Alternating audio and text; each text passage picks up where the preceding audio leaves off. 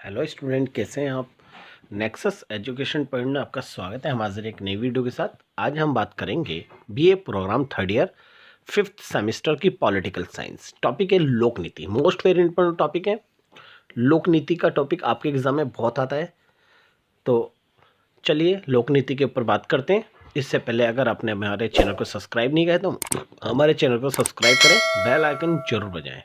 चलिए शुरू करते हैं। लोक नीति होती क्या है। क्वेश्चन है, लोक नीति किसे कहते हैं। लोक नीति प्रशासन के संबंध में इसका महत्व बताइए, यानी प्रासंगिकता। तो बच्चों, प्रासंगिकता अगर महत्व है, एक ही बात है। प्रशासन का मूल उद्देश्य सरकारी निर्णय और कानूनों को लागू करना होता है। वास्तव में प्रशासन होता क्या है बच्चों। प्रशासन को इंग्लिश में, अंग्रेजी भाषा में एडमिनिस्ट्रेशन कहते हैं। प्रशासन का मतलब जैसे कि आपने देखी होगी एमसीडी, पुलिस विभाग, जल विभाग, आयकर विभाग, ये सारे जितने भी सरकारी डिपार्टमेंट जो होते हैं ये सब प्रशासन में ही आते हैं। प्रशासन निजी भी हो सकता है और गवर्नमेंट सेक्टर का भी हो सकता है। तो कभी कोई भी प्रशासन जो होता है उसका मूल उद्देश्य होता है जो गवर्नमेंट फैसले हैं यानी निर्णय हैं और कानून हैं उनको लागू करना होता है, जिसके लिए प्रशासन नीतियों का निर्माण करता है। क्योंकि सभी प्रशासन है, बैंक प्रशासन को ले लो, अपनी नीतियों बनाती हुई है और अपनी नीतियों को लागू भी करती है। ऐसे ही अगर हम पुलिस विभाग ले लेते हैं, वो नीतियां बनाती भी हैं और अपनी नीतियों को लागू भी करते हैं। तो इस प्रकार विभिन्न प्रशासन की अपनी अपनी नीतियां होती हैं और वो नीतियों को वो विधि पूर्वक तरीके से वो लागू करते हैं, नीतियों का निर्माण भी करते हैं और नीतियों के निर्माण के साथ साथ उसे लागू भी करते हैं। लेकिन ये नीतियाँ जो होती है वो जनता के हित की नहीं होती है, लोक नीति होती है और अपने उद्देश्यों को प्राप्त करने का प्रयत्न करते हैं, परंतु उद्देश्यों को प्राप्त करने के लिए नीतियों का निर्माण करता है। तो ये लोक नीति के बारे में आप बात करेंगे। लोक नीति का अर्थ वास्तव में जनता की समस्याओं के समाधान के लिए और विकास की प्रक्रिया को बढ़ावा देने के लिए सरकार को अनेक नीतियां बनानी पड़ती है और ये नीतियां अलग अलग जो प्रशासन होते हैं उन प्रशासनों के द्वारा बनाई जाती है। लेकिन सभी प्रशासनों की नीतियों का उद्देश्य यानी लक्ष्य होता है जनता की समस्या का समाधान और विकास की प्रक्रिया को बढ़ाना। इन नीतियों को ही लोक नीति कहते हैं, यानी जो जनता के हितों के लिए और जनता के विकास के लिए जो नीतियां सरकार के द्वारा जो नीतियां बनाई जाती है उसे लोक नीति कहते हैं। थॉमस के अनुसार सरकार जो कुछ भी करना चाहे या ना करना चाहे उसे ही लोक नीति कहते हैं। इस प्रकार लोक नीति वह सरकारी नीति है जिसे किसी विशेष उद्देश्य व लक्ष्य को प्राप्त करने के लिए बनाई जाती है, लोक नीति कहलाती है। लोक नीति के प्रकार के बारे में बात करेंगे। लोक नीति का पहला प्रकार है तात्विक नीति। ऐसी नीतियां जो सामाजिक आवश्यकताओं को ध्यान में रखकर बनाई जाती है वो तात्विक नीतियां कहलाती है। यानी ऐसी नीतियां प्रशासन जो है, जो सरकार होगी, वो समाज के लोगों को यानी समाज की आवश्यकताओं को ध्यान में रखते हुए नीतियां बनाती है, वो तात्विक नीति कहलाती है।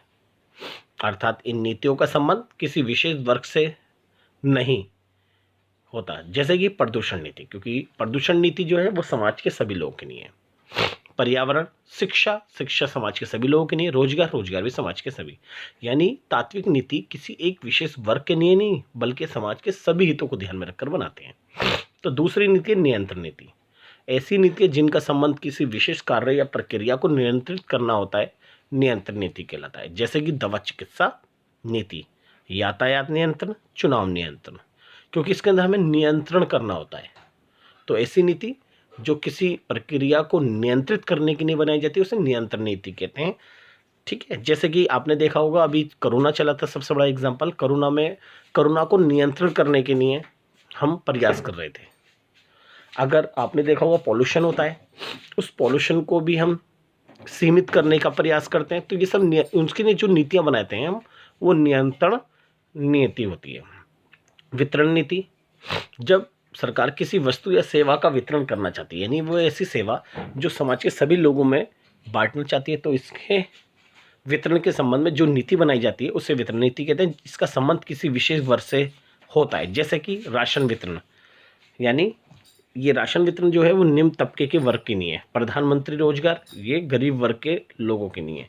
योजनाएं जो बनाई जाती है वो वितरण नीति होती है, यानी इससे हम समाज में जो भी नीतियाँ होती हैं या नीतियों के जो लाभ होते हैं वो हम समाज के कुछ वर्गों तक पहुँचाने के लिए हम विशेष रूप से बनाते हैं।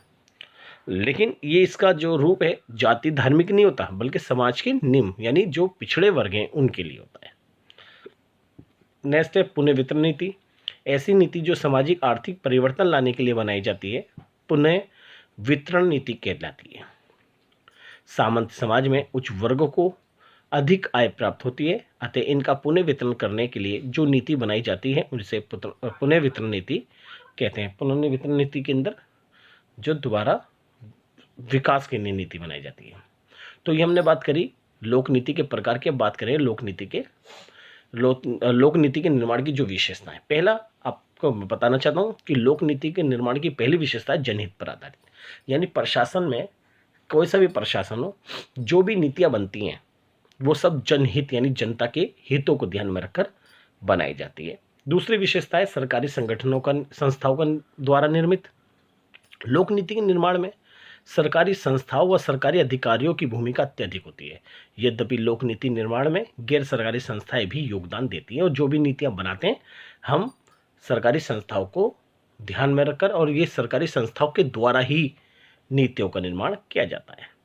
तीसरी जटिल प्रक्रिया, क्योंकि नीति जो है वो आसानी तरीके से नहीं बनती। लोक नीति का निर्माण एक जटिल प्रक्रिया से होता है, क्योंकि लोक नीति लोगों के जीवन के विभिन्न पक्षों से संबंधित होती है। इसलिए हमें लोक नीति जो बनानी होती है वो बड़ी सावधानी पूर्वक और जनता के प्रत्येक हितों को ध्यान में रखकर बनाते हैं कि जो नीति बना रहे हैं उससे जनता का हित ही होना चाहिए, ना कि उसका अहित हो। और हम जनता की जो भी नीतियाँ बनाते हैं उसका हम नकारात्मक सकारात्मक दोनों स्वरूपों को ध्यान में रखकर करते हैं। तो ज़्यादातर जो भी नीतियाँ बनती है वो एक जटिल प्रक्रिया के द्वारा और एक लंबे समय तक एक लंबे पीरियड्स में तैयार की जाती है। लोक नीति की नेक्स्ट विषय दिशा निर्देशों का पालन। लोक नीति बनाने से पहले ही इसके संबंध में दिशा निर्देश निश्चित कर दिए जाते हैं और दिशा निर्देशों के आधारों पर ही नीतियों का निर्माण किया जाता है और प्रत्येक नीति दिशा निर्देशों के अनुसार ही बनाई जाती है। नेक्स्ट विशेषता है भविष्य से संबंधित।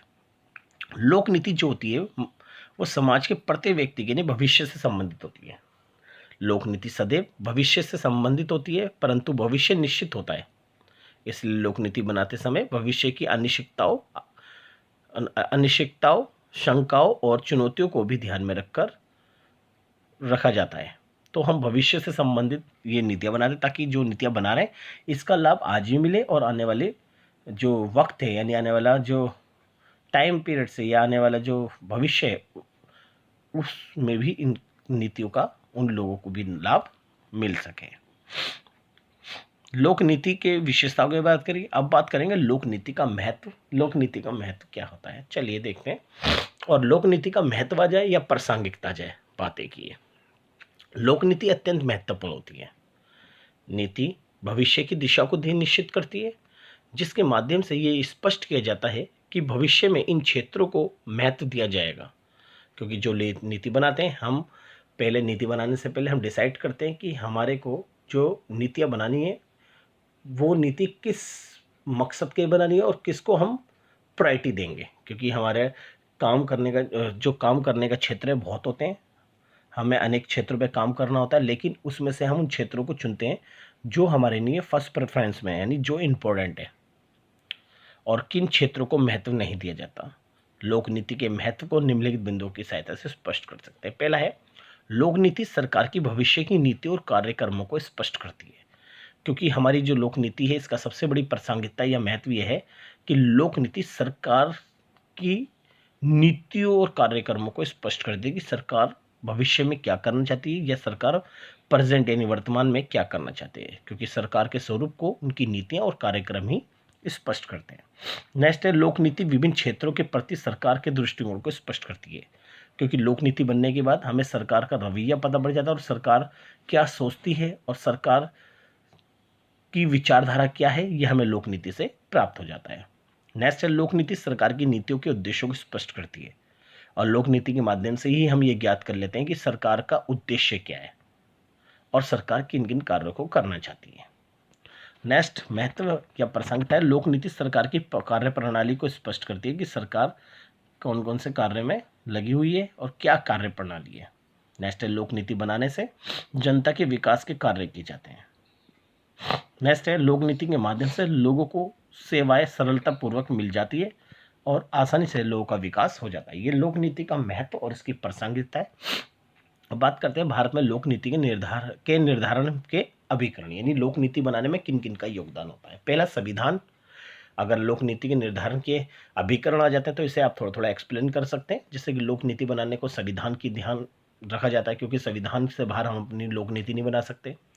लोक नीति जो है संसद के आदेशों से बनाई जाती है। मंत्रिमंडल का हस्तक्षेप जरूरी है, क्योंकि सारे मंत्रियों का होना जरूरी है, क्योंकि मंत्रिमंडल ही अपनी लोक नीति बनाने के लिए सरकार यानी सदन में यानी पार्लियामेंट में अपनी बातों को रखते हैं। योजना आयोग का भी एक बहुत बड़ा रोल होता है। राष्ट्रीय विकास परिषद, राष्ट्रीय विकास योजना जो NDP जो होता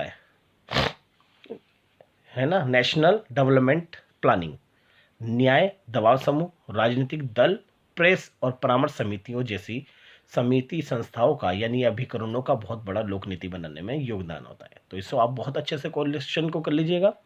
हमने लोक नीति के प्रकार, लोक नीति की विशेषता, लोक नीति का महत्व और प्रासंगिकता और साथ ही साथ में लोक नीति के निर्धारण में जो अभिकरण का योगदान होता है उसके बारे में हमने बात करी।